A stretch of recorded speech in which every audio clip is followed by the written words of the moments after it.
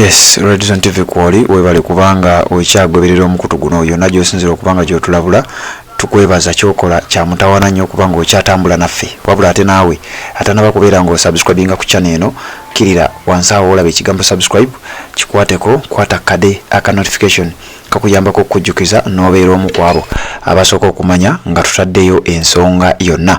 Nja kukusaba mu ngeri y'emu gendako mu comment section teekayo obubaka tubuulire waawe osinzira okubanga otulabira ensonga oziraba otya mu comment section eyo. Genda olaikinge kubanga gy'okoma okulaikinga nga bwe ntera okugamba y'engeri eyamba updates zino okubanga zitambula amawulire ne gatuuka ne ku muntu omulala. Naye ng'ekisinga obukulu subscribinga genda olabe video obeere ng'ate osharingirako n'abalala gwasobola okusharinga. Kakati kyenziza okubanga nkutegeeza essaawa eno kyekigenda mu maaso ekyokubala abantu population census ey'omwaka guno 2024 eggwanga lya Uganda ekitongole kya Uganda Bureau of Statistics programu eyo bagironjinga ng'ennaku za mwezi 9 nebanga etandika era olunaku olwo kigenda kutwala ennaku 10 okuviira ddala ku olwo olunaku ng'ennaku z'omwezi 9 omwezi guno gwennyini gwe tulimu ogwokutaano 2024. Wabula wetwogerera waliwo challenges, waliwo ebizze birabika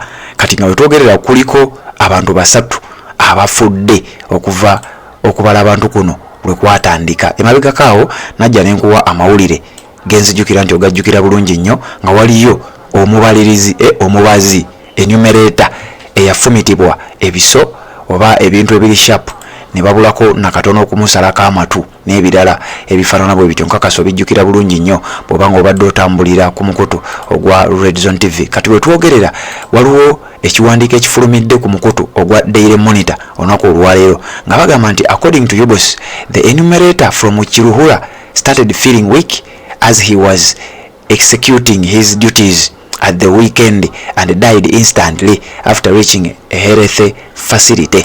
Nti omu ku bana ababala abantu yatandise okubanga awulira ali bubi nga teyeetegeera bulungi nnyo bagenza okumutuusa mu ddwaliro erimu sayidi z'ekiruhura n'afiirawo. Wabula bino byonna bigenza okujja nga gana amawulire tuzze nga tugakuwa gwabadde atambulira ku mukutu ogwa Red Zone TV. Kati wulira wano nga bagamba at least 3 enumerators conducting the ongoing National Housing and Population Census which commenced last Friday have tragically died while on duty.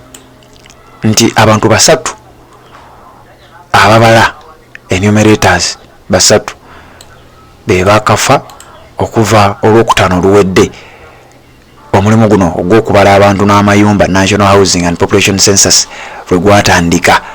Abantu 3 be bakafa nga bafiira ku mulimu.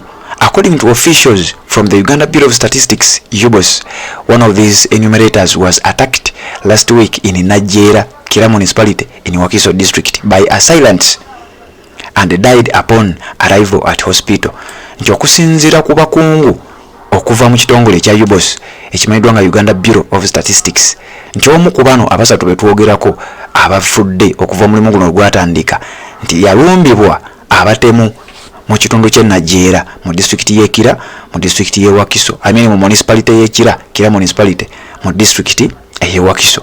Abatemu baamulumba ne bamwataakinga era mu kumutaasataasa omutuusa mu ddwaliro n'afiirawo.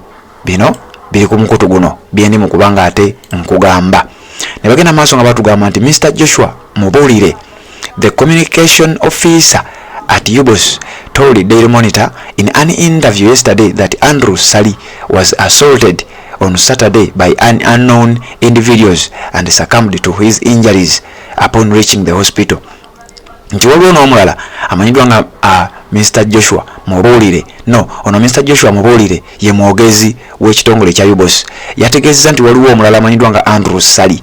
Ono nga naye yalumbibwa ku lw'omukaaga oluwedde abantu abatamanyikibwa era nabo ne bamufumita ne bamuyisa bubi era olw'ebisago ebingi yali atuusibwa mu ddwaliro naye ne bamubika nga naye amaze okubeera nga afa era nga naye afiira ku mulimu. Era wano n'ayongerako ng'agamba it is shocking that the assailants who attacked him did not take anything he was carrying in his bag.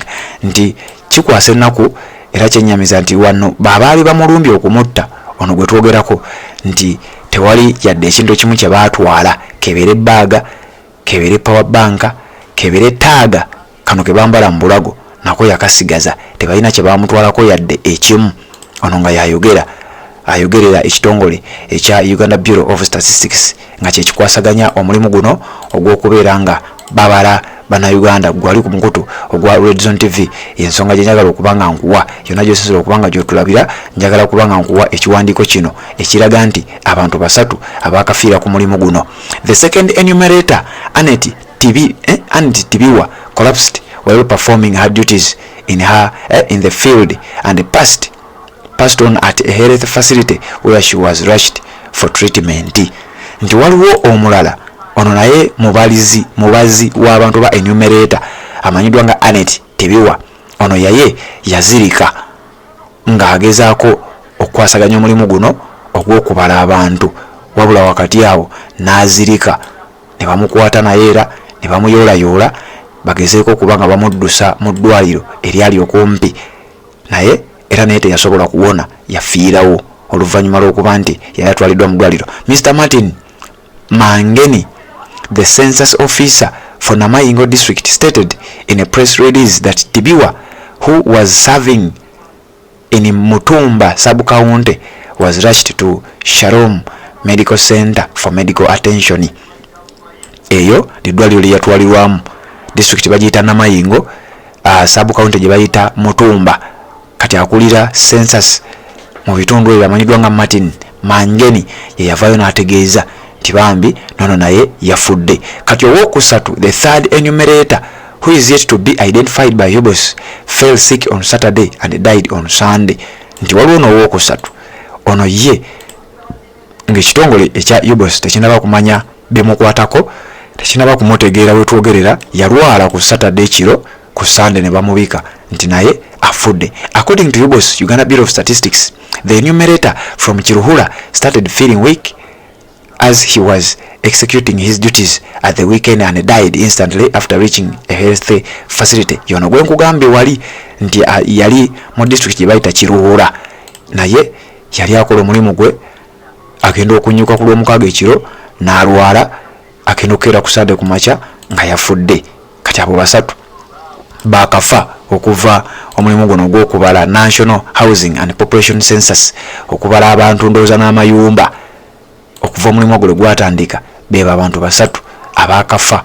Ate nga jjukira waliwo ne yagambye nti kyabulabe abantu bano okutambula ne gadgets ezo, iPads ze babawa n'ebintu ebirala ebikozesebwa, abantu babiraba nga birimu akasente. Kyangu nnyo omuntu okumulumba ng'alaba ayina sente ze atambula nazo mu bbaaga, newankubadde balina butaaga, newankubadde balina ebiboogerako, naye security erabika ebulamu.